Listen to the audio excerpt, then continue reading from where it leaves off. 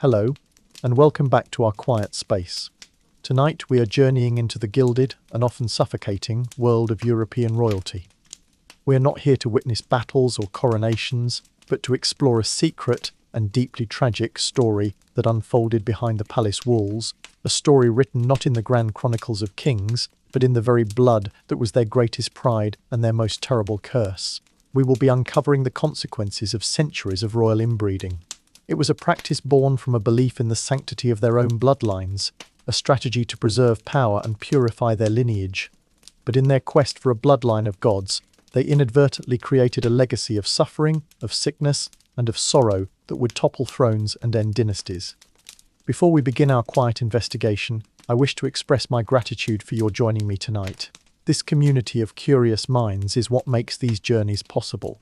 If you find value and a sense of calm in our explorations, a simple like or a subscribe is a deeply appreciated gesture, and as always, a comment with your city and time is a welcome reminder of the vast and yet connected world we all share. Now, let the noise and the pressures of your own world begin to fade. Find your place of stillness. We are about to enter a world of opulent palaces and broken bodies, to understand the devastating human price of a perfect family tree. To understand the story of royal inbreeding, we must first understand a single, powerful idea, the idea of blood. To the great royal houses of Europe, the Habsburgs, the Bourbons, the Romanovs, their blood was not just a biological fluid, it was a sacred substance, a mystical and almost divine river that flowed directly from their heroic and often holy ancestors. It was this blood that gave them their right to rule, their connection to God, their very separation from the common mass of humanity.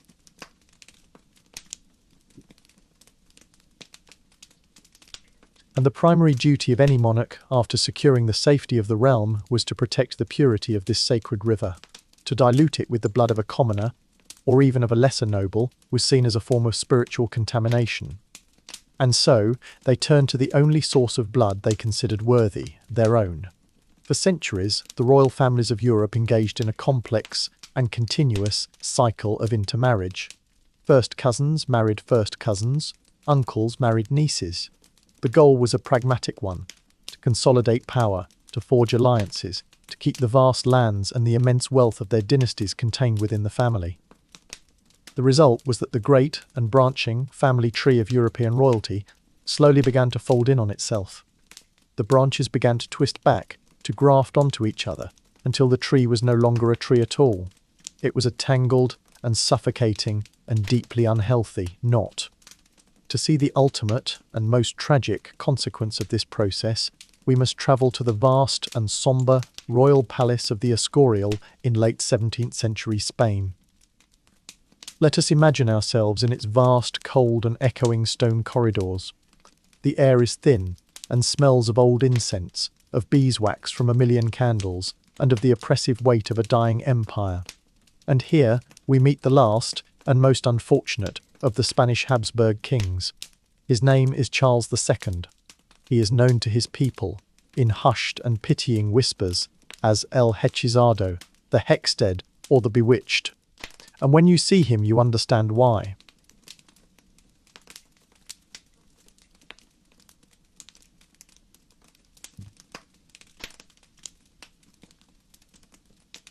The truth, which was hidden in the proud and now poisonous blood of his own family, was far more tragic. Charles is a living testament to the catastrophic endpoint of generations of inbreeding. He is a frail and sickly man. He is short and weak, and his mind is clouded by a deep and childlike confusion.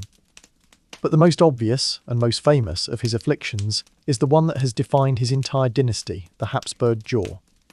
The condition, a severe underbite known as mandibular prognathism, has been a feature of his family for generations. But in Charles, it has reached a monstrous and almost unbelievable extreme. His lower jaw is so large, so pronounced, that his upper and lower teeth cannot meet. He cannot chew his food. His tongue is so large that he has great difficulty speaking. His words are thick and almost incomprehensible mumble. He is a king who cannot properly eat and who cannot properly command. But his problems are far deeper than this single physical deformity. He is a collage of genetic disorders. He is impotent and therefore unable to produce the heir that the entire, vast Spanish Empire so desperately needs. He suffers from a host of other ailments, from digestive problems to convulsions.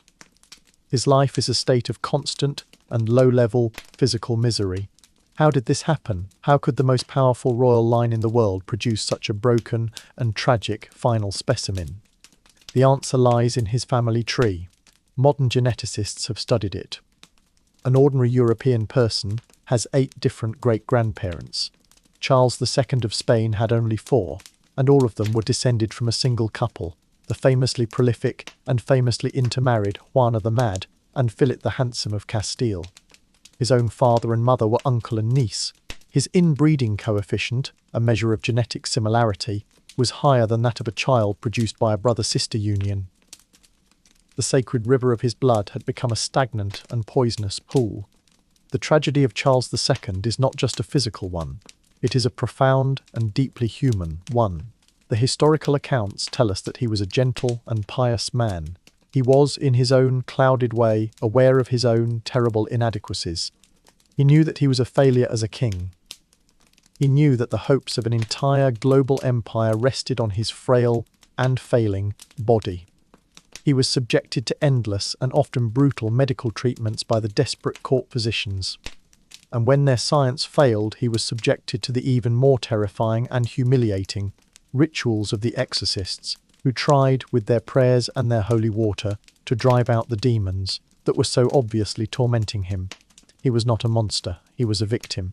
His death, in the year 1700, without an heir, will plunge the entire continent of Europe into a devastating decade. Long conflict known as the War of the Spanish Succession, as the other royal houses, who are all his distant and inbred cousins, fight like wolves over the carcass of his great and now leaderless empire. The story of Charles II is the most extreme and the most dramatic example of the consequences of royal inbreeding. But it is not the only one. He was simply the final and most spectacular casualty of a genetic flaw that had been quietly and inexorably accumulating in the royal bloodlines of Europe for centuries. But to understand the beginning, we must travel back in time to the origins of his great and powerful and tragically flawed family, the House of Habsburg, and to the first, faint and almost imperceptible, appearance of the curse that would one day bring an empire to its knees. The curse of the jaw. To understand the tragedy of Charles II, the sad, bewitched king who was the final, flickering candle flame of his dynasty, we must leave the sombre, echoing halls of his Spanish palace. We must travel back in time and north, across the Pyrenees and into the heart of the Holy Roman Empire. We journey back 2 centuries to the late 1400s, a world of knights and castles, a world on the cusp of the great changes of the Renaissance. It is here, in the cold, alpine air of Austria, that the story of the Habsburgs' rise and the planting of the seeds of their own genetic destruction truly begins.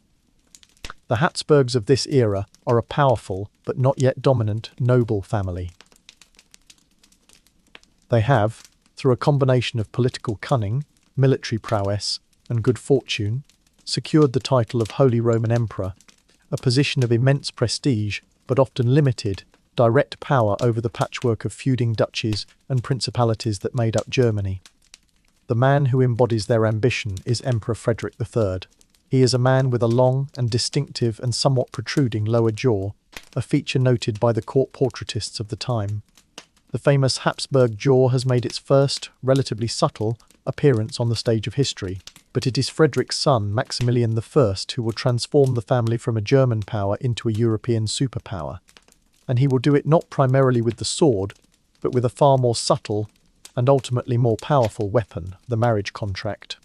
Maximilian is the architect of the great Habsburg strategy, a policy that will be summed up in a famous Latin line: Bella gerent alii, tu Felix Austria, noob.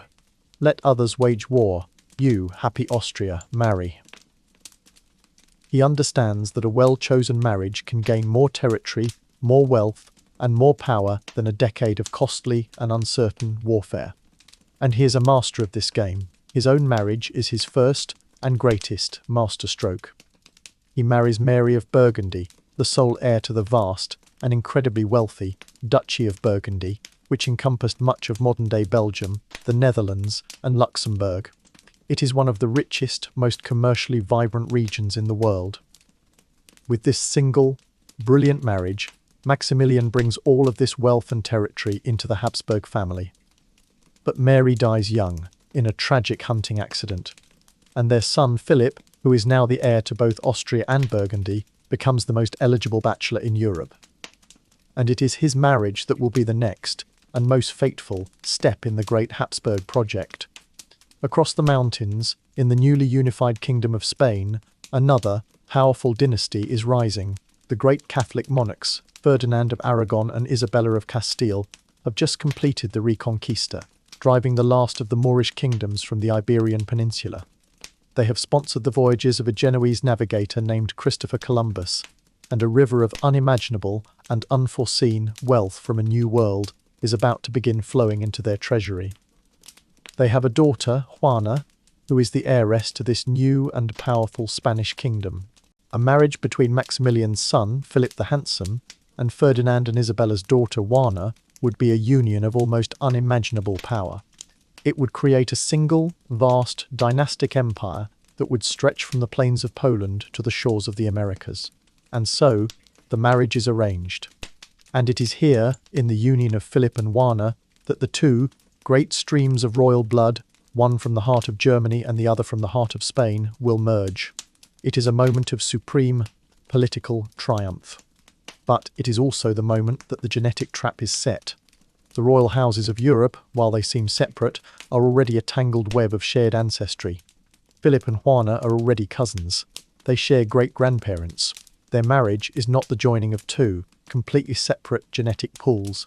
It is the first significant folding of the family tree back upon itself.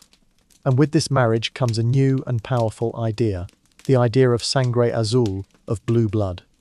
The Spanish nobility, in their long struggle against the Moorish rulers of Spain, developed a powerful and deeply racist ideology. They prided themselves on being pure, on having a lineage that was not tainted by the blood of the Moors or the Jews. They were the blue bloods, a term that may have come from the fact that their paler, untanned skin showed their blue veins more clearly than the darker skin of their enemies. When the Habsburgs inherit the Spanish throne, they also inherit this powerful and deeply dangerous ideology of blood purity.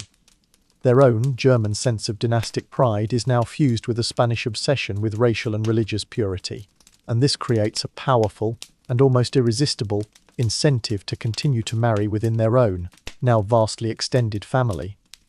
To marry an outsider, a lesser German princess or an Italian noblewoman, would be to dilute the precious, pure, blue blood of the Spanish line. To marry a cousin, an archduchess from the Austrian branch of the family, is to keep the bloodline pure and concentrated and holy. And so begins the great and tragic Habsburg family project. For the next 200 years, they will be the masters of the art of the dynastic and consanguineous marriage. The Spanish Habsburgs will marry the Austrian Habsburgs, nephews will marry nieces, first cousins will marry first cousins.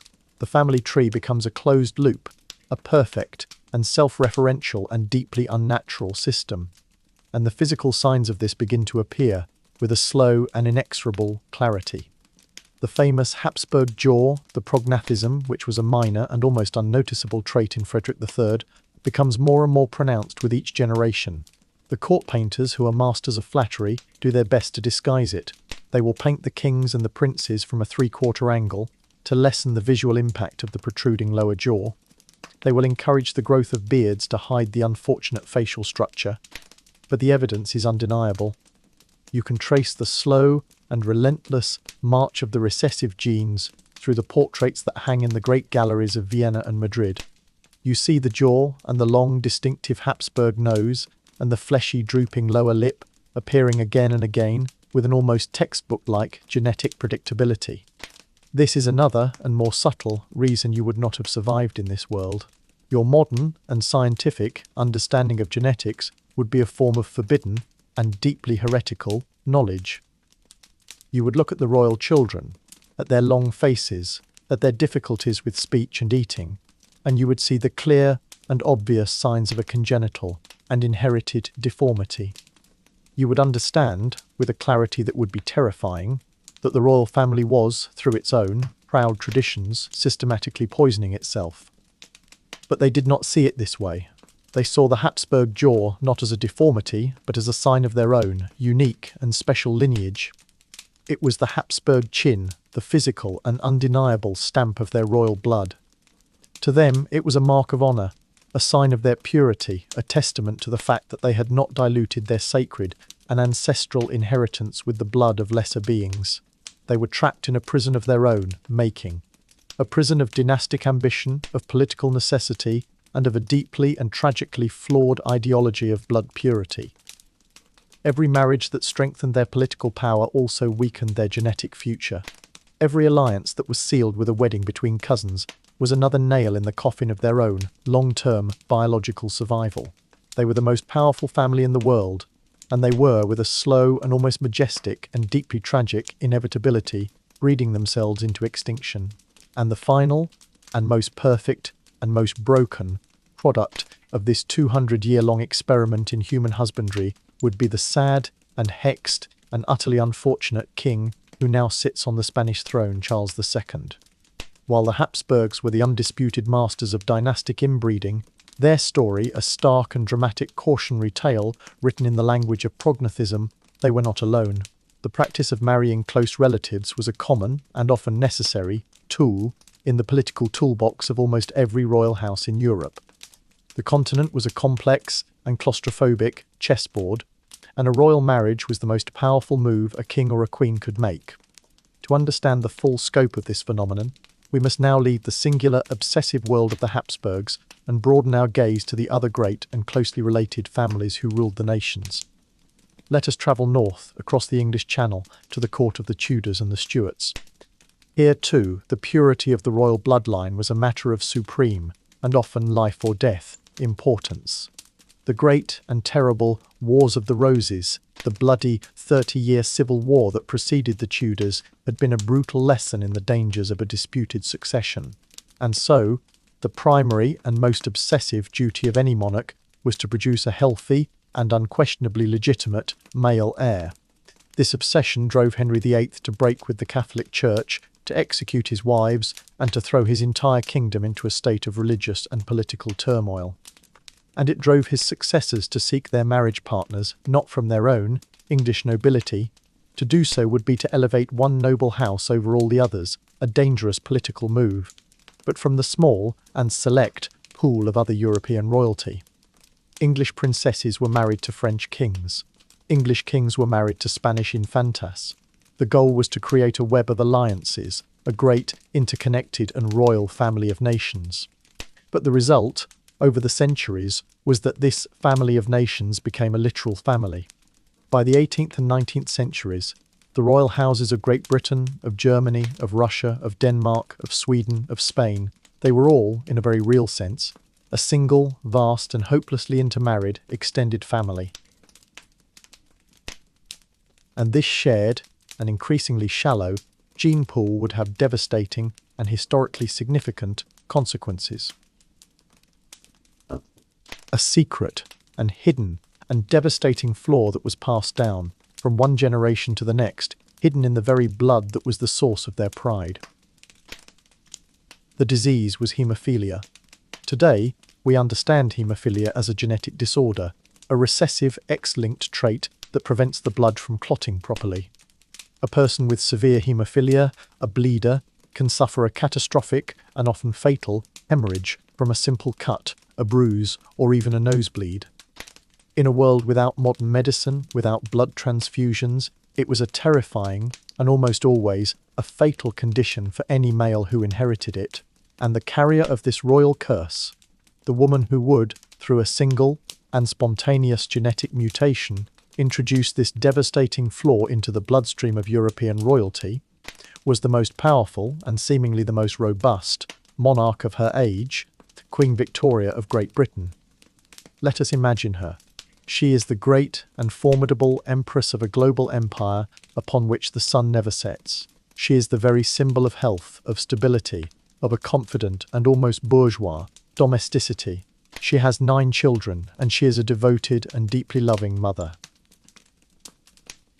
But her 8th child, a boy named Leopold, is a source of a deep and constant and secret anxiety. He is a bright and intelligent and artistically gifted boy, but he is sickly. He suffers from a mysterious ailment that makes him prone to severe and uncontrollable bleeding. A small fall, a minor bump, can result in a massive and agonizingly painful swelling of his joints as they fill with blood. He is forced to live a life of extreme and frustrating caution, a boy wrapped in cotton wool, unable to participate in the rough and tumble games of his brothers. He is the first of the royal haemophiliacs. Queen Victoria herself is not a haemophiliac, she is a carrier. The genetic flaw is on one of her X chromosomes. Her daughters have a 50% chance of being carriers as well. Her sons have a 50% chance of having the disease. Leopold has lost this terrible genetic lottery. And now, the great and well-intentioned Habsburg strategy of marry for power takes on a new and tragic dimension. Queen Victoria is not just a queen, she is the grandmother of Europe. Her 9 children, and her 42 grandchildren, will be married into almost every single Protestant and Orthodox royal house on the continent. She is the ultimate dynastic matchmaker. And with each marriage of one of her carrier daughters, she is, with the best of intentions and with a complete and tragic ignorance of the new and terrifying science of genetics, exporting her family's secret curse. Her daughter, Alice, marries into the German royal house of Hesse. Alice is a carrier. She has a son, Friedrich Fritti, who is a haemophiliac. His short and tragic life ends at the age of 2 when he falls from a window. It is a minor fall that a healthy child would have survived with a few bruises. But for Fritti, it causes a fatal internal brain hemorrhage. Alice has another daughter, Alex. Alex is also a carrier of the haemophilia gene, and she, in one of the most fateful and most tragic marriages in all of history, will become the Tsarina Alexandra Feodorovna, the wife of the last Tsar of Russia, Nicholas II. Let us now travel to the glittering and doomed and deeply mystical world of the late Russian court. Alexandra gives birth to 4 healthy daughters, but the entire, vast and autocratic empire is holding its breath, waiting for a male heir. And finally a son is born. Alexei. He is a beautiful and beloved child, and he is a haemophiliac. The secret of the Tsarevich's illness becomes the central and most jealously guarded and most politically explosive secret of the Russian state. His life is a constant and terrifying series of near-death experiences. A simple bump while playing can lead to days of agonizing internal bleeding. The court doctors, the finest in the world, are helpless. They can do nothing but watch as the heir to the most powerful autocratic throne in the world suffers and screams in a pain they cannot alleviate. And it is this desperation, this profound and maternal agony of the Tsarina that will open the door to one of the most strange and most destructive figures in history, the mad monk, Grigory Rasputin. Rasputin is a charismatic and deeply debauched Siberian peasant mystic. He is a man of the earth, a man who seems to possess a strange and almost hypnotic healing power. And, through a series of almost unbelievable coincidences, he is brought to the palace. And when the young Alexei is in the midst of one of his bleeding episodes, when the doctors have given up all hope, Rasputin is brought to his bedside. And a miracle occurs. Rasputin does not use medicine, he simply sits with the boy. He speaks to him in his low and calming and deeply hypnotic peasant voice. He prays. And the bleeding stops. How? We will never know for certain. Was it a genuine and inexplicable psychic or spiritual healing? Or was it a more subtle and more psychological trick? Did his calm and deeply confident presence simply soothe the terrified and hysterical boy, lowering his blood pressure and allowing the body's own weak clotting mechanisms to finally take hold? The how does not matter. To the Tsarina, this strange and often drunken and deeply scandalous peasant is the only man in the world who can save her beloved son. He becomes a holy man, a prophet, a saint. He is given almost unlimited access to the imperial family, and he begins to wield an immense and deeply catastrophic influence over the affairs of state through the desperate and grateful Tsarina. The Russian nobility is scandalized. The Russian people are horrified. The story of this mad monk and his strange and secret power over their empress becomes a symbol of the deep and decadent rot at the very heart of the Romanov dynasty. It is a story that will undermine the authority of the Tsar, that will fuel the fires of revolution, and that will, in the end, be one of the final and most crucial nails in the coffin of the entire 300-year-old Romanov dynasty. And it all began with a single, spontaneous, and invisible genetic mutation in the blood of a healthy and robust and well-meaning English queen. And it was spread and amplified and turned into a world historical catastrophe by the very same ancient and deeply ingrained royal tradition that had once been their greatest strength, the tradition of the dynastic and intermarrying family. The desire to keep the bloodline pure had, in the end, created a poison that would bring an entire empire crashing down. The tragic and politically explosive story of haemophilia in the Russian court is a stark illustration of a single, devastating gene, amplified and spread through the closed system of royal marriage. But not all the genetic consequences were so dramatic or so easily traceable to a single famous matriarch like Queen Victoria. More often, the effects of centuries of inbreeding were a more subtle and more pervasive degradation of the royal stock. A general increase in infant mortality, a higher prevalence of stillbirths, a general failure to thrive among the royal children, the glorious and divinely ordained act of producing an heir, which should have been a simple and natural biological process, became, for many royal families, a desperate and often heartbreaking gamble against a set of increasingly poor genetic odds. To truly understand this, we must now leave the world of the great and powerful dynasties and travel to a smaller and in some ways a more intensely claustrophobic royal world. We journey to the royal court of Portugal in the 18th century, a nation whose vast and immensely wealthy Brazilian colony has made its Braganza dynasty one of the richest in Europe. Here, the practice of inbreeding was not just a matter of political convenience, it was a matter of intense and almost fanatical national and religious pride. The Portuguese royal family saw themselves as the ultimate champions of a pure and undiluted Catholic faith, and they were deeply suspicious of the Protestant royal houses of the north. And so, they turned inwards, marrying not just their cousins from the neighbouring and closely related Spanish Bourbon line, but, with a frequency that shocked even the other, inbred courts of Europe, they married their own direct relatives. Uncles married nieces, aunts married nephews. It was a royal family that was, in a very real sense, devouring itself. And the result was a series of tragic and genetically compromised rulers. The most poignant of all was Queen Maria I. She is known to history as Maria a Luca, Maria the Mad. Her story is a heartbreaking descent from a pious and conscientious and deeply beloved queen into a state of profound and terrifying religious mania and mental collapse. Her genetic inheritance was a minefield. Her own mother and father were uncle and niece. And she, in turn, was married to her own uncle, who was her father's younger brother. The genetic knot was pulled so tight that her children were, in a genetic sense, almost as inbred as Charles II of Spain had been.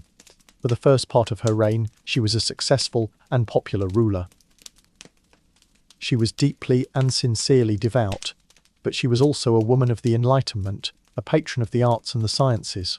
But the series of personal tragedies that befell her, tragedies that were almost certainly exacerbated by her fragile genetic inheritance, would be the trigger for her descent into madness. Her husband, who she loved deeply, died. Then, her eldest son and heir, a handsome and promising young man, died of smallpox.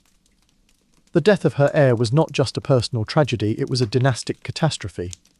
And it was followed, shortly after, by the death of her confessor, one of the most important and stabilizing figures in her deeply pious life.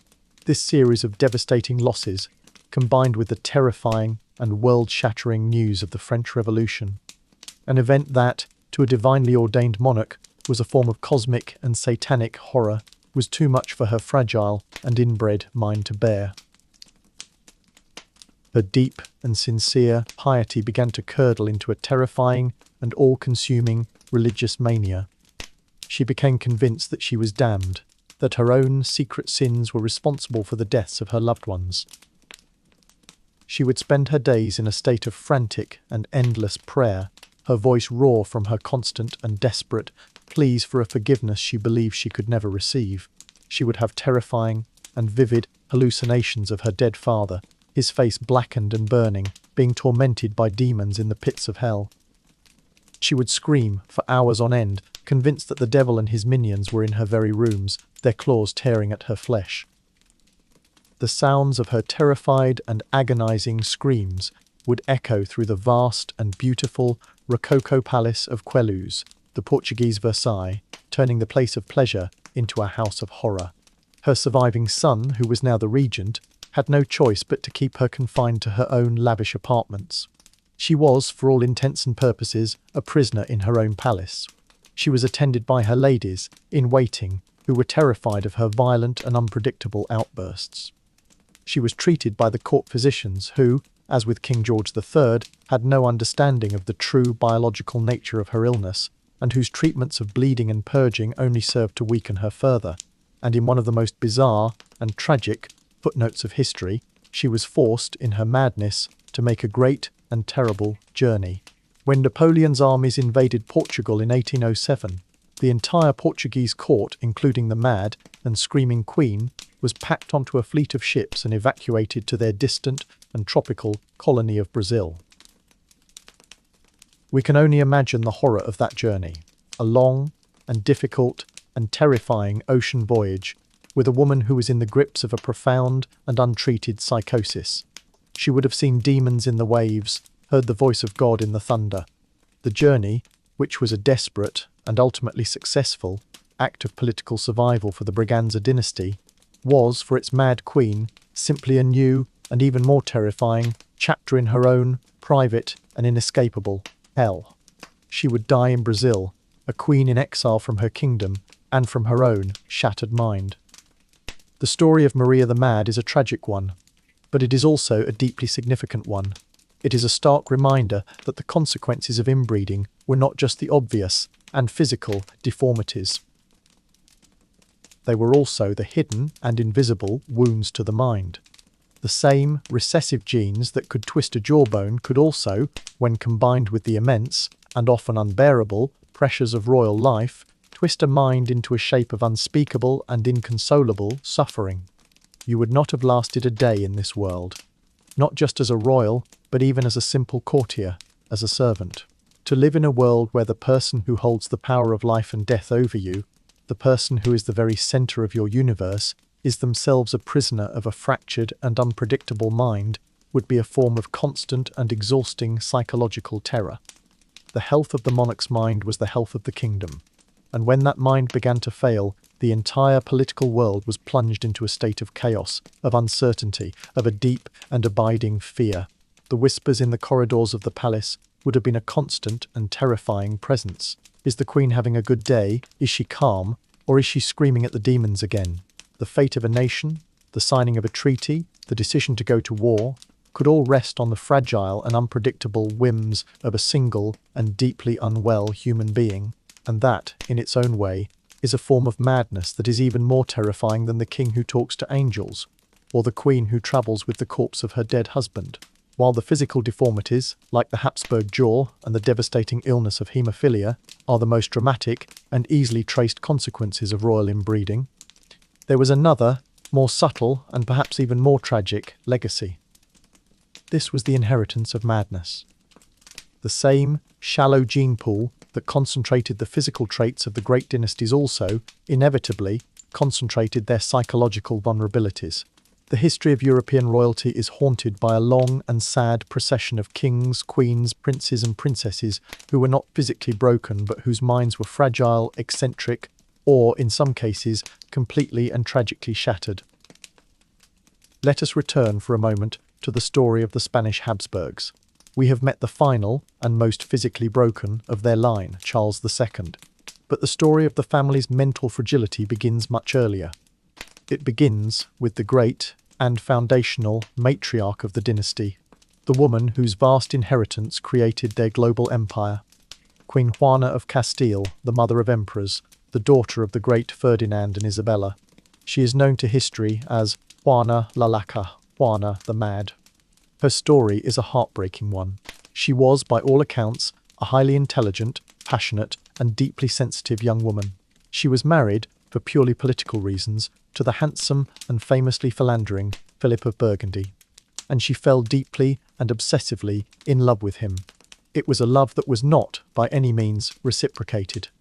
Philip was a pragmatic and often cruel politician who saw his wife primarily as a means to an end, a gateway to the Spanish throne. Her madness seems to have been a form of what we would today call severe and debilitating depression, fueled by her husband's constant infidelities and her own powerless political situation. She was prone to long bouts of deep and silent melancholy, punctuated by fits of wild and jealous rage. When Philip died suddenly of a fever, her already fragile mind completely unravelled. Her grief was not just profound, it was necrophilic. She refused to allow his body to be buried. For months, she travelled with his coffin, a slow and ghastly procession through the Spanish countryside. She would have the coffin opened regularly so that she could gaze upon the decaying face of the man she still loved. Was she truly mad, or was she a deeply intelligent and passionate woman, driven to a state of profound and almost performative grief by a world that had given her no other outlet for her power or her emotions? Her father, Ferdinand, and later her son, Charles V, certainly found it politically convenient to have her declared insane. It allowed them to usurp her power, to rule in her name, while keeping her locked away, for the rest of her long and sad life, in a remote and fortified convent. Her story is a cautionary tale. The diagnosis of madness in a royal woman was often a political tool, a way of silencing a powerful and inconvenient female voice. But it is also undeniable that a deep and melancholic and emotionally volatile tendency ran through her bloodline, a tendency that would reappear again and again in her descendants. Let us now travel forward in time, and to a different and much colder climate, to the court of King George III of Great Britain. He is the king who will lose the American colonies, a monarch often remembered as a bumbling and tyrannical fool. But his story, too, is a deeply tragic one. For the latter half of his long reign, George III was beset by recurrent and terrifying bouts of a profound and violent mental illness. His illness would come on suddenly. The quiet and pious and deeply domestic king would be transformed into a raving and manic stranger. He would talk ceaselessly for hours on end, his voice growing hoarse, a frothy spittle on his lips. He would become delusional, claiming to have conversations with angels, or to be able to see the city of London from his window in Windsor, 100 miles away. He would become violent, attacking his own beloved family members and his terrified pages. The medical science of the 18th century was utterly helpless in the face of this. His doctors, believing his illness to be a product of an imbalance of the humours, subjected him to a series of brutal and deeply misguided treatments. They would blister his skin with hot poultices, believing that this would draw the evil humours out. They would use emetics and purgatives to violently and repeatedly empty his digestive system, and they would restrain him for hours on end in a cruel and primitive kind of straitjacket, a restraining chair, believing that this physical control would somehow calm the chaos in his mind. Modern science, by analysing the historical accounts of his symptoms, and even by conducting a chemical analysis of a surviving lock of his hair, has provided a new and compelling diagnosis. It is believed that George III suffered from a rare and genetic metabolic disorder called porphyria. It is a disease that can cause a host of physical symptoms, but also, in its acute phases, can produce a profound and terrifying psychosis, a state of delirium and madness that perfectly matches the historical descriptions of the king's episodes. And porphyria is an inherited and genetic disease. It has been traced through the tangled and intermarried bloodlines of the German and English royal houses, a quiet and invisible and deeply destructive companion to their more visible and political inheritance. The tragedy of George III is not just the tragedy of a man losing his mind. It is the tragedy of a king whose illness, at a crucial moment in history, paralysed the British state, leading to a series of profound and damaging regency crises. It is a stark reminder that the genetic lottery of a single royal individual could have profound and far-reaching consequences for the fate of an entire nation. And then there is the final and most spectacular and most self-consciously mad of all the European monarchs. King Ludwig II of Bavaria, the fairy tale king. He ascends to the throne of the German Kingdom of Bavaria in the mid-19th century. He is a young and impossibly handsome and deeply romantic man. He is a man who is utterly and completely out of tune with his own, increasingly pragmatic and industrial and militaristic age. He does not want to be a king. He wants to live in a dream. He is obsessed with the romantic and mythical world of medieval German legends, of knights and swans and holy grails. He is a devoted and almost fanatical patron of the composer Richard Wagner, whose powerful and deeply nationalistic operas are a kind of soundtrack to Ludwig's own inner fantasy world. And he begins to use the vast and state resources of his kingdom to build that fantasy world here on Earth. He retreats from the tedious and disappointing world of politics and government in his capital city of Munich to the remote and beautiful and almost magical landscape of the Bavarian Alps. And here he begins to build his dream castles. Neuschwanstein, the most famous of them all, is not a real medieval castle. It is a 19th century fantasy of a medieval castle, a theatrical and breathtakingly beautiful and utterly undefensible stage set for a Wagnerian opera. He builds the Linderhof, a small and impossibly ornate Rococo palace, a glittering jewel box in the middle of the forest, and he begins the construction of Herentium C, a vast and almost line-for-line copy of the Palace of Versailles. Built on an island in the middle of a lake, a monument to the idea of absolute monarchy in an age when absolute monarchy was dying. These projects are a form of architectural madness, and they are bankrupting the kingdom. He retreats further and further into his own private world. He is a profoundly lonely man, likely homosexual in an age where such a thing was an unthinkable sin. He shuns human company, preferring to have his lavish multi-course dinners served to him alone, at a table that is set for the long-dead French king, Louis XIV, with whom he feels a deep and spiritual kinship. He develops a pathological shyness, becoming almost nocturnal, sleeping during the day and spending his nights riding through the mountains in a magnificent and gilded sleigh, accompanied only by the silent and ghostly figures of his grooms. His government ministers, the pragmatic and increasingly desperate men who are trying to run a modern industrial state, are in despair. Their king is not ruling, he is building fantasy worlds. And so, they make a terrible and fateful decision. They conspire with a group of psychiatrists who have never actually examined the king to have him declared insane and therefore unfit to rule. Ludwig is deposed. He is taken, against his will, to a remote castle on the shores of a lake. A few days later, he and the very psychiatrist who had declared him insane are found dead, their bodies floating in the shallow, placid waters of the lake. The official story is that Ludwig, in a fit of madness, murdered his doctor and then drowned himself. But the true story is, and will always be, a mystery.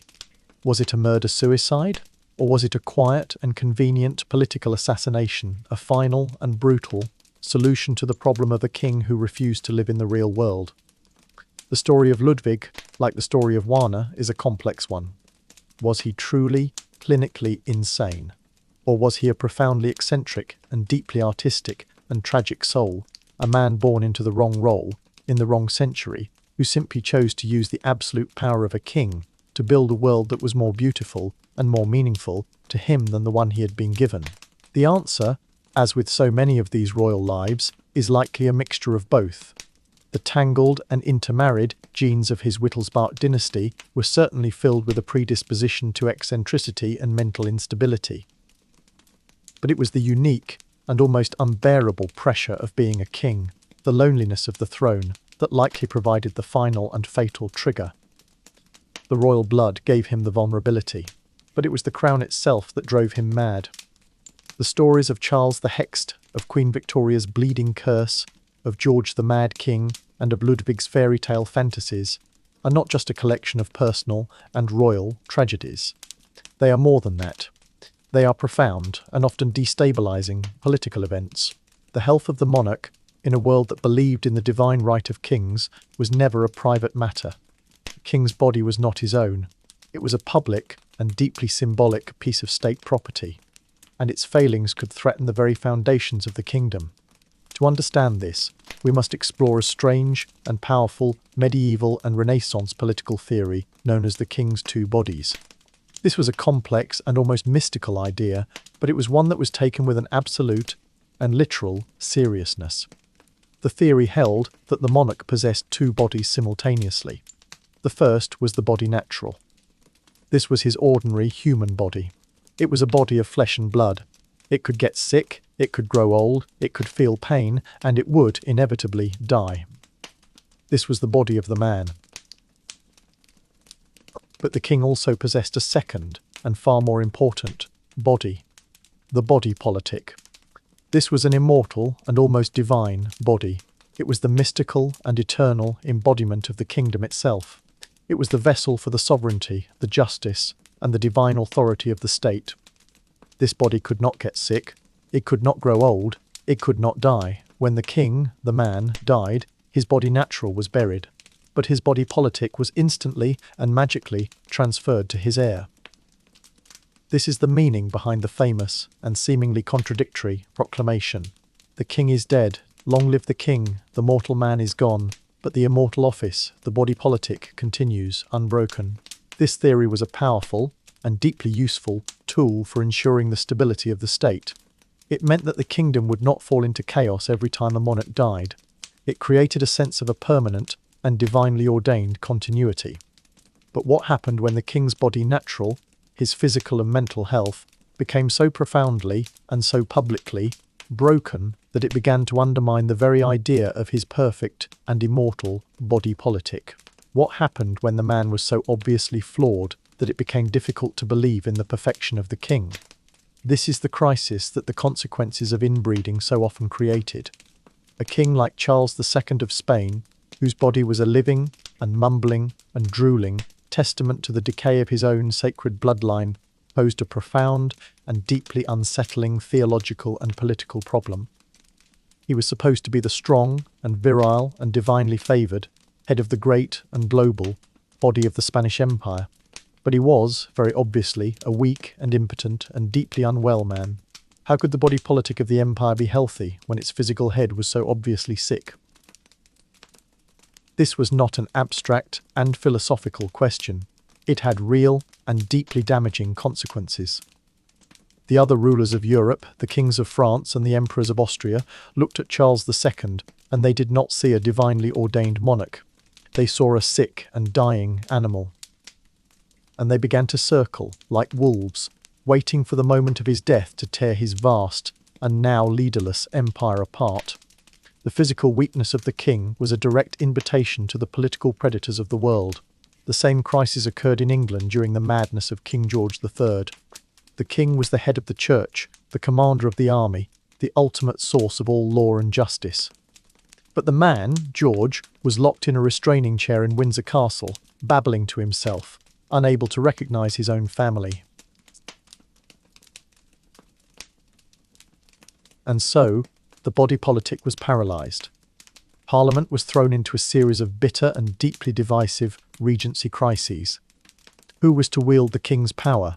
His ambitious and deeply unpopular son, the Prince Regent, or a committee of ministers? The very question was a form of political sacrilege. It was an admission that the king's divine and absolute authority was not, in fact, absolute. It was a thing that could be taken away, that could be delegated, that could be debated by ordinary and mortal politicians.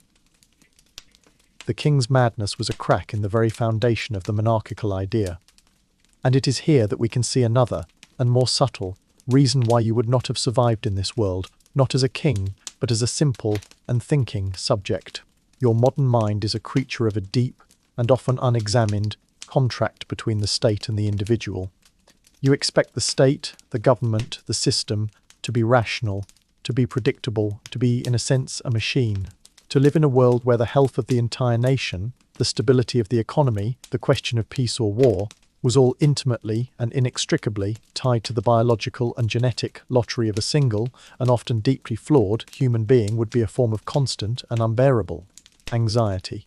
Imagine living in a world where the national news, if such a thing existed, would be dominated by reports on the king's digestion, on the queen's success or failure in conceiving a child, on the colour of the prince's urine. These were not trivial and gossipy details. These were the most important and the most vital political facts of the age. The health of the royal body was the health of the nation. You would have been living in a state of constant and low-level political and existential dread. A world where the fate of millions could be decided not by a rational debate or a democratic vote, but by a spontaneous and tragic genetic mutation in the blood of a single and often very isolated and very strange human being. The royal families of Europe, in their desperate and ultimately self-defeating quest to create a perfect and pure and almost divine bloodline, had inadvertently created the opposite. They had created a system that was incredibly fragile, a system that was hostage to the random and often cruel chances of a shallow and deeply compromised gene pool. It is the story of a system that, in its very obsession with its own internal purity, forgot the simple and fundamental biological truth that is known to every farmer, every peasant, every breeder of horses. That strength and health and resilience comes not from a closed and perfect and self-referential circle, but from the messy and the vital and the ever-renewing introduction of new blood. The 19th century was a century of profound and violent contradiction for the royal houses of Europe. On the one hand, it was a time of their greatest and most opulent and most theatrical display. The courts of the Victorias, the Wilhelms, the Nicholases were glittering showcases of an almost unimaginable wealth and a divinely ordained and seemingly unshakable power. On the other hand, it was a time when the foundations of their entire world were being systematically and inexorably undermined by a series of powerful and ultimately irresistible new forces. The Industrial Revolution was creating a new and powerful and deeply unroyal class of wealthy industrialists. The rise of nationalism was transforming the idea of the state from a private, family possession of a dynasty into the collective property of a people. And a new and dangerous and deeply contagious idea was spreading through the universities and the coffee houses of the continent, the idea of democracy. The royal families of Europe, in their magnificent and increasingly isolated palaces, were like a collection of beautiful and priceless and exquisitely fragile porcelain figures sitting on a table that was being shaken by a slow and gathering and ultimately a world-shattering earthquake. And their own self-inflicted genetic fragility had made them uniquely and tragically unsuited to survive the coming shocks. They were a caste of people who had been bred for centuries for a single and highly specialized purpose, to be the symbolic and ceremonial heads of a stable and deferential and deeply religious agrarian world. But the world was no longer stable, it was no longer deferential, and it was no longer agrarian. And they, the products of 1,000 years of careful and prideful and ultimately deeply flawed breeding, were suddenly and terribly obsolete. They were a beautiful and anachronistic species, perfectly adapted to an ecosystem that was rapidly vanishing around them. Let us return for the final time to the tragic and glittering and doomed court of Tsar Nicholas II of Russia. Here, all the fatal threads of our story come together in a final and spectacular and almost operatically tragic knot. We have a ruler, Nicholas, who is, by all accounts, a good man, a gentle and pious and deeply loving husband and father. But he is a man who is utterly and completely overwhelmed by the demands of his office. He is an autocrat, the ruler of a vast and complex and deeply troubled empire, but he has the mind and the temperament of a simple and provincial country squire. He believes, with an absolute and almost childlike sincerity, in his own divine right to rule. And he is married to a woman, the Tsarina Alexandra, who is not just his wife, but his entire emotional world. And this Tsarina, this German princess, this granddaughter of Queen Victoria, is a carrier of the curse of haemophilia, and their only son, the heir to the entire vast empire of all the Russias, is a bleeder. And so, the great and powerful and deeply secretive machinery of the Russian state is now held hostage by the fragile and unpredictable health of a single, sick little boy. The primary and all-consuming concern of the Empress is not the rising tide of industrial unrest, not the disastrous war with Japan, not the growing and revolutionary anger of the peasantry. Her primary concern is the health of her son. And the only person who seems to be able to help her son is the strange and debauched and deeply scandalous peasant mystic Rasputin. And so, Rasputin becomes the secret, an unacknowledged and all-powerful master of the Russian state. His incoherent and often insane advice, filtered through the desperate and superstitious mind of the Empress, becomes the guiding policy of the empire. Competent ministers are dismissed because Rasputin does not like them. Corrupt and incompetent, sycophants are appointed to the highest offices of the state because they have won the favour of the holy man. The Russian court and the Russian government, in the final, crucial years before the First World War, is no longer a rational, functioning state. It has become a medieval court, a place of mystics and faith healers and divine omens, a place that is utterly and completely out of touch with the brutal and industrial and deeply political realities of the 20th century. The sheer and almost surreal madness of it all would have been an assault on your modern and rational sensibilities. To live in a world where the fate of 100 million people, the question of peace or war for an entire continent, could be decided by the whispered and often drunken prophecies of a mad monk in the bedroom of a sick child, would have been a form of profound and soul-crushing despair. And then comes the final and catastrophic storm. The First World War. The great and inbred and closely related royal cousins of Europe, King George V of Great Britain, Kaiser Wilhelm II of Germany, and Tsar Nicholas II of Russia, are all first cousins, lead their nations into the most brutal and most senseless and most destructive war in human history. It is a family feud, a dynastic squabble, that is played out with machine guns and artillery and poison gas, and it will consume the lives of an entire generation of their subjects.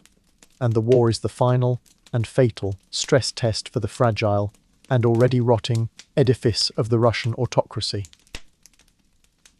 The army is sent to the front without rifles, without ammunition, without proper boots. The cities starve. And the Tsar, who has made the disastrous decision to go to the front and personally command his armies, has left the government in the hands of his hysterical and universally despised German-born wife, who is, in turn, taking her orders from Rasputin. The end is as inevitable and as tragic as a Greek play. Rasputin is murdered by a group of desperate and patriotic Russian nobles. But it is too late. The revolution comes. And he and his wife and his 4 beautiful daughters and the small and sickly boy whose terrible and inherited illness had been the secret and tragic engine of their downfall are taken, as prisoners, to a remote house in the town of Ekaterinburg. And here, in a small and dirty and whitewashed cellar, in the middle of a July night in 1918, the final and most brutal consequence of Queen Victoria's quiet and invisible genetic mutation is realized. The entire imperial family is executed by a Bolshevik firing squad. The 300-year-old Romanov dynasty, the sacred and divinely ordained autocracy of all the Russias, is extinguished in a hail of bullets and a final and brutal flourish of bayonets. The story is a stark and terrible lesson. The inbred and genetically compromised and deeply isolated royal houses of the old world were no match for the brutal and powerful and deeply unsentimental forces of the new. Their haemophilia, their porphyria, their madness, their sheer and tragic inability to understand the world that was being born around them, made them a brittle and anachronistic and ultimately a doomed species. The Great War is the event that will finally and irrevocably sweep most of them away. The Romanovs are gone. The Habsburgs of the Austro-Hungarian Empire are gone. The Hohenzollerns of Germany are gone. The great and ancient and once unassailable family of European royalty has been shattered. And the world that will replace it, the world that you now inhabit, is a world that is governed not by the chances of a royal birth, not by the fragile genetics of a single and often tragically flawed family, but by the new and equally powerful and often just as brutal and just as irrational forces of ideology, of nationalism and of the mass, an often terrifying will of the people. The age of the king is over. The age of the crowd has begun. And the consequences of that great and world-shattering shift are a story that is still, to this day, being written. The Great War was a bonfire of the old world. It consumed not just millions of lives and 4 great empires, but also the very idea that had sustained European royalty for 1,000 years, the idea of a divinely ordained and transnational family of kings. The world that emerged from the rubble of the trenches in 1918 was a different and far more dangerous place for the surviving monarchs. The comfortable and familial club of interconnected cousins was shattered, replaced by a new and deeply hostile world of aggressive and often xenophobic nation-states. For the few royal houses that survived the cataclysm, the Windsors of Great Britain, the monarchies of Scandinavia, the Low Countries, the rules of the game had changed completely. The old Habsburgian strategy of marry for power, of using international dynastic marriages to forge alliances and consolidate territory, was now not just obsolete, it was political poison. Let us imagine ourselves in the quiet and deeply anxious world of the British court in the 1920s. The King, George V, is a sober and deeply pragmatic man. He has just witnessed his first cousin, Tsar Nicholas II, and his entire family being brutally murdered by revolutionaries.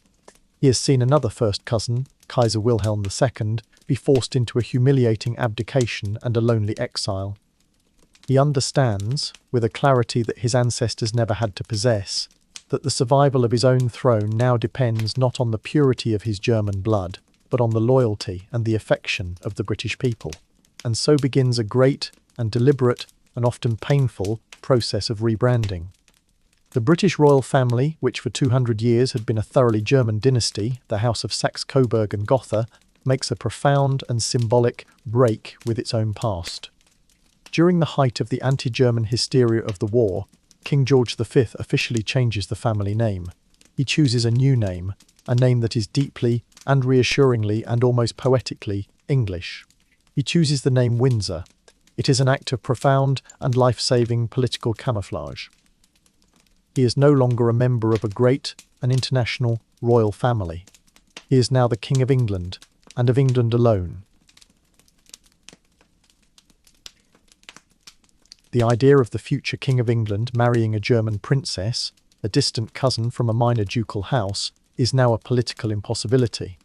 The new and unwritten rule is that the royals must become more British. They must be seen to be a part of the nation, not a caste apart from it. And so, in a move that would have been unthinkable to his grandmother, Queen Victoria, George V's own son, the future George VI, is allowed to marry a woman who is not a princess. She is a Scottish aristocrat, Lady Elizabeth Bowes-Lyon. She is a commoner in the royal sense of the word. Her blood is not royal, it is simply noble. This marriage is a quiet and revolutionary act. It is a deliberate and necessary dilution of the sacred and now deeply dangerous royal bloodline. It is an infusion of new and healthy and politically acceptable British blood into the shallow and dangerously German gene pool of the Windsors.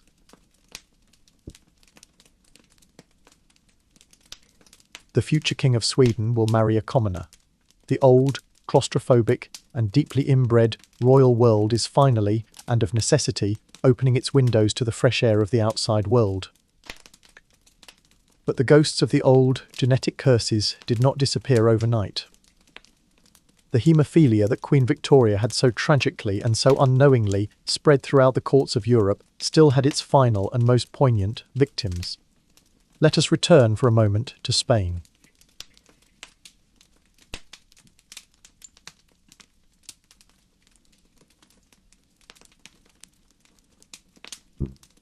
But the new Bourbon dynasty, which had inherited his throne, had, of course, intermarried with the other great Catholic houses, including the surviving Austrian Habsburgs. And in the early 20th century, the King of Spain, Alfonso XIII, chose for his bride a beautiful English princess. Her name was Victoria Eugenie of Battenberg, and she was a granddaughter of Queen Victoria, and she was a carrier of the haemophilia gene. They had a son, Alfonso, the Prince of Asturias, the heir to the Spanish throne, and he was a haemophiliac. His life was a tragic echo of the life of the young Tsarevich Alexei in Russia, a life of constant pain, of near-death experiences, of a profound and gilded and deeply isolated childhood. And his illness had profound and deeply damaging political consequences. The Spanish monarchy, in the turbulent years of the 1920s and 30s, was a fragile and embattled institution. The revelation that the heir to the throne was a sick, and likely to be short-lived, man, a man who carried a foreign and English disease, was a devastating blow to the prestige and the perceived viability of the monarchy. It became a powerful weapon in the hands of the growing and vocal Republican movement. The monarchy, they could argue, was not just politically obsolete, it was biologically degenerate. When the Spanish Civil War erupted, when the monarchy was finally abolished, the tragic and fragile health of the young prince was not the cause, but it was a powerful and contributing factor. It was another, quiet and final, victory for the ghost of Rasputin, and for the long and dark and incredibly persistent shadow of Queen Victoria's mutated gene. It was a world that required a new and almost impossible set of skills. You would have to be a master of a new kind of performance, not the old performance of divine and distant and absolute majesty, but a new performance of a kind of professional and middle class and deeply reassuring normalcy. You would have to learn to be a people's king, a bicycling monarch. You would have to learn to shake hands, to open hospitals, to be seen at football matches. You would have to learn to be a symbol of the nation, a role that required you to be constantly and perfectly and smilingly on public display. And at the same time, you would have to be the silent and vigilant guardian of your own family's deep and often tragic and now politically explosive secrets. You would have to live with the constant and gnawing fear that the next random roll of the genetic dice could produce a child with the Habsburg jaw, or the porphyria of George III, or the bleeding disease of the Romanovs. It was a life of profound and almost schizophrenic contradiction. You would have to be perfectly ordinary in public, and the secret keeper of an extraordinary and often terrible private burden. The pressure to be at once a normal and relatable human being, and the flawless and uncomplaining embodiment of a national symbol, would have been an unbearable and crushing psychological weight. The surviving royals of the 20th century were the ones who were able to master this new and difficult and deeply paradoxical performance. They were the ones who were able to successfully navigate the treacherous transition from being the rulers of their people to being the servants of their nation's symbolic imagination. And the greatest and most successful and most enduring of all of these was a young woman who had watched, from a close and deeply personal distance, the entire tragic and self-destructive drama of the old European royal world. A woman who understood, in her very bones, that the survival of her own ancient institution depended not on the purity of its blood, but on its ability to adapt, to change, and to earn the quiet and abiding respect of its people. And her long and remarkably stable and deeply pragmatic reign would be the final and most definitive proof that the lessons of the great and tragic and inbred royal experiment had, at last and finally, been learned. The 20th century, with its brutal ideological wars and its relentless social upheavals, was a crucible that burned away the last lingering vestiges of the old royal world. The few monarchies that survived did so by becoming a different kind of institution altogether, not a centre of political power, but a symbol of national continuity, a living and breathing, and often quite expensive historical theme park. The old and dangerous game of dynastic marriage, the game that had defined their existence for 1,000 years, was finally and irrevocably over. The princesses of Norway and Sweden and Denmark now married personal trainers, and artists and commoners, and the ancient and once sacred river of royal blood was at last allowed to flow out into the broad and deep and genetically diverse ocean of the general population. But the ghosts of the old inbred world did not disappear completely. They simply retreated from the headlines, from the political crises, and they took up a new and quieter and in some ways more powerful residence in the clean and sterile and deeply rational world of modern science.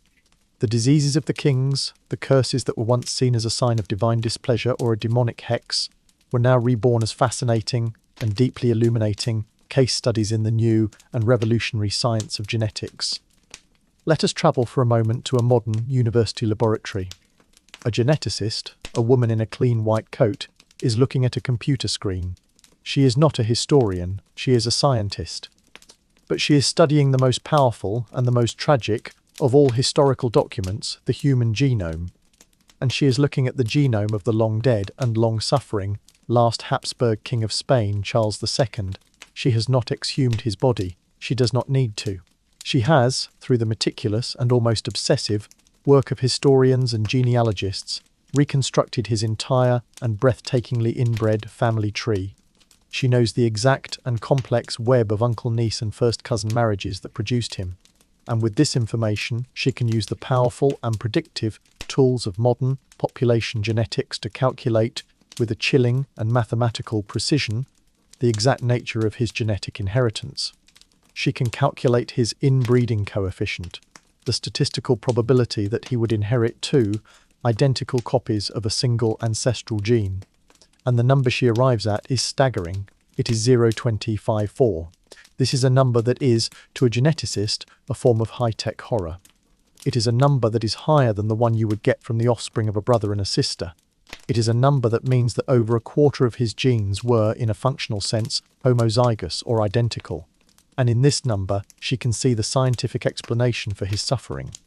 She knows that every human being carries a handful of rare and potentially dangerous recessive genes. In a normal and outbred population, these dangerous genes are usually masked by a healthy and dominant gene from the other parent. But in a deeply inbred individual like Charles II, the chances of inheriting two identical copies of one of these rare and dangerous recessive genes are fantastically and catastrophically high. And so, the scientist in her lab can now, with a clarity that his own 17th century physicians could never have dreamed of, diagnose his many ailments. The result of a combination of several different recessive genes that, when brought together in their homozygous state, created a massive and almost untreatable skeletal deformity. His impotence, his inability to produce an heir, the likely result of a rare recessive and genetic disorder of the pituitary gland, a condition that also explained his short stature and his strange and childlike mental state. His constant and debilitating digestive problems, the likely result of a separate and equally rare genetic kidney disease. The curse that had haunted the Spanish court, the hex that the priests had tried to exorcise with their bells and their holy water, was not a supernatural phenomenon. It was a simple and brutal and predictable statistical outcome. Charles II was not bewitched. He was just the final and most tragic victim of a multi-generational and royally sanctioned game of genetic Russian roulette. The scientist in her lab has solved the mystery of El Hechizado. And the solution is not a ghost story, it is a textbook case in the devastating and real-world consequences of a collapsed and deeply unhealthy gene pool. And the story of haemophilia, the royal disease, also finds its final and most definitive chapter in the laboratory. The bodies of the Romanovs, the last and most famous of the royal victims, were exhumed from their unmarked forest grave in the 1990s, and the geneticists went to work. They were able to extract the degraded and ancient DNA from the bones of the Tsarina Alexandra and from her son, the young Tsarevich Alexei, and they were able to sequence it, and there, in the silent and beautiful and almost abstract language of the four base letters of the genetic code, A, C, G, and T, they found the flaw. They found the single, tiny, and world-altering spelling mistake in the gene for a blood-clotting protein known as factor IX. A single, mutated gene on a single X chromosome. They had found the ghost of Rasputin. They had found the secret and biological engine of the Russian Revolution. It was not a grand and sweeping historical force. It was a tiny and almost insignificant and deeply and tragically personal molecular error, and they were able to trace this error back. They have found the same exact and unique genetic flaw in the living descendants of the other carrier daughters of Queen Victoria. They have created a perfect and unbroken and scientifically irrefutable genetic lineage for the royal disease. you would not have survived in this new and deeply and sometimes uncomfortably rational world. Not as a king, but as a believer in the old and beautiful and deeply meaningful myths. Your modern and scientific worldview is a powerful and often a beautiful thing. It allows you to understand the world with a clarity and a precision that was unimaginable to your ancestors. But it is also a world that has been, in a sense, disenchanted. The mystery of the hexed king is gone, replaced by a discussion of inbreeding coefficients and pituitary disorders. The miraculous and spiritual power of Rasputin is gone, replaced by a molecular analysis of factor nines. The world is more understandable, but it is also, in some ways, less magical. The story of the royal bloodlines, when seen through the cold and clear and unforgiving lens of modern genetics, is a story that has been stripped of its divine mystery, of its romance, of its tragedy in the grand and operatic sense. It has become a simple and almost mundane and deeply and humanly sad story about a family who, through a combination of pride and ignorance and a deep and abiding and ultimately a deeply flawed belief in their own specialness, simply made a series of very, very bad breeding choices. They were not gods whose blood was a sacred and mystical substance. They were just people who were trapped in a gilded and often very lonely cage, people who were subject to the same messy and indifferent and often cruel laws of biology as every other living thing on the planet.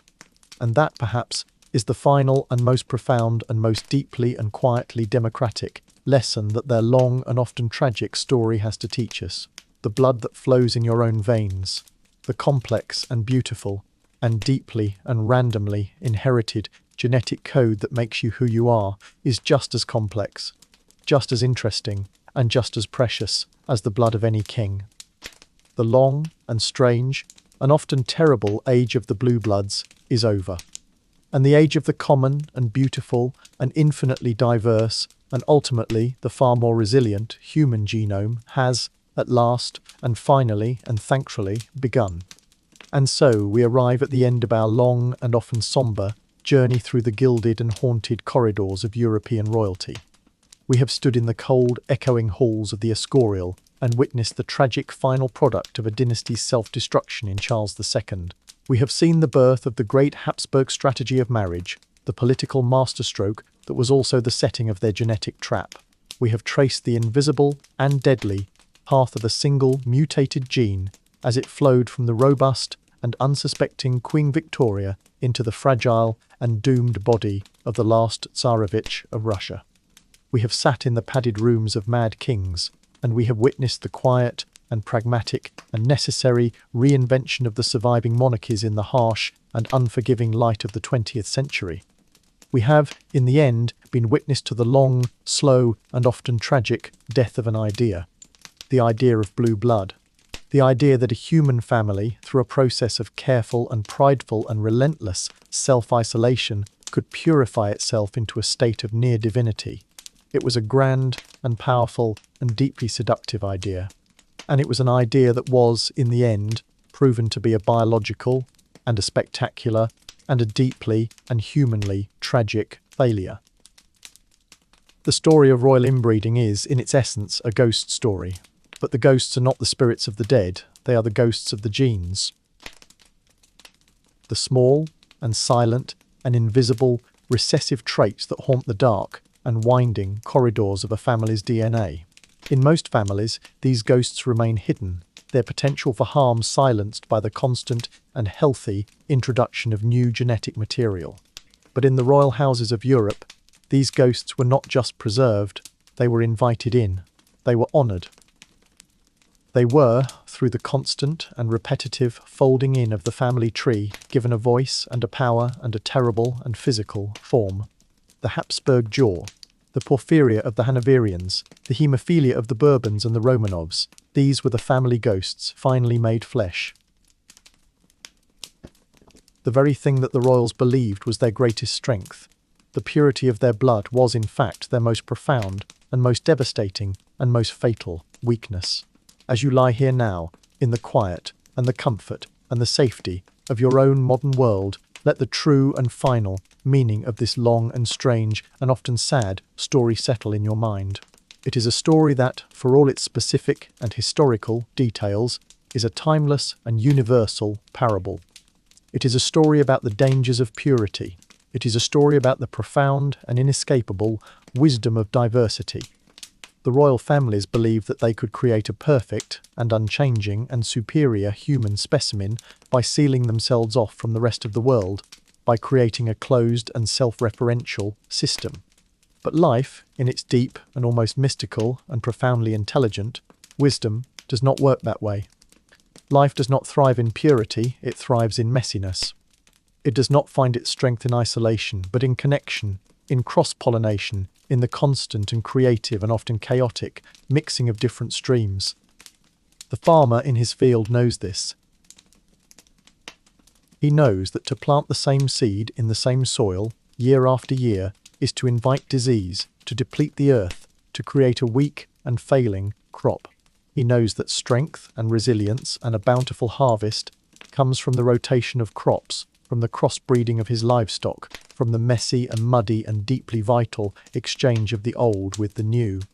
The royals, in their magnificent and isolated and deeply unnatural palaces, forgot this simple and ancient and earthy wisdom. They tried to create a perfect and human garden, but they forgot that a garden, without the introduction of new seeds, of new soil, of new life from the outside world, will, inevitably and tragically, wither and die. The final legacy of their great and flawed and deeply human experiment is a quiet and powerful and deeply scientific and ultimately a deeply democratic one. The science of genetics, the very science that has allowed us to understand their story with such a chilling and definitive clarity, has also taught us a profound and beautiful and deeply reassuring truth. The idea of a pure bloodline is a biological fantasy. The idea of a superior race is a dangerous and destructive myth. The true and enduring strength of our species lies not in our purity, but in our incredible and beautiful and often chaotic diversity. The human genome is not a single and perfect and unchanging sacred text. It is a vast and sprawling and ever-changing library of stories. A library that has been written by 1,000,000 different authors in 1,000,000 different places, over 100,000 years of migration and adaptation and intermingling. And you and I and every other person on this planet are a living and breathing and unique and unrepeatable volume in that great and magnificent and ever-growing library. The blood that flows in your own veins is not blue or pure or common. It is a complex and beautiful and deeply and resiliently mixed river of history, a river that connects you to the farmers and the hunters and the kings and the queens of 1,000 different and forgotten tribes. Let that quiet and powerful and deeply and reassuringly human thought be your final companion on this journey.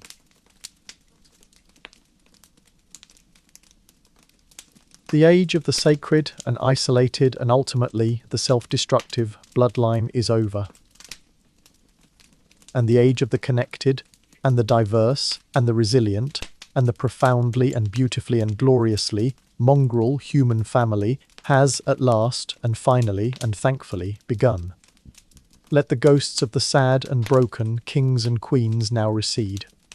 Let the memory of their pain and their pride and their folly be a quiet and gentle and deeply instructive lesson. The journey is over. The great and tragic family story has been told. And now you can rest. Sleep well.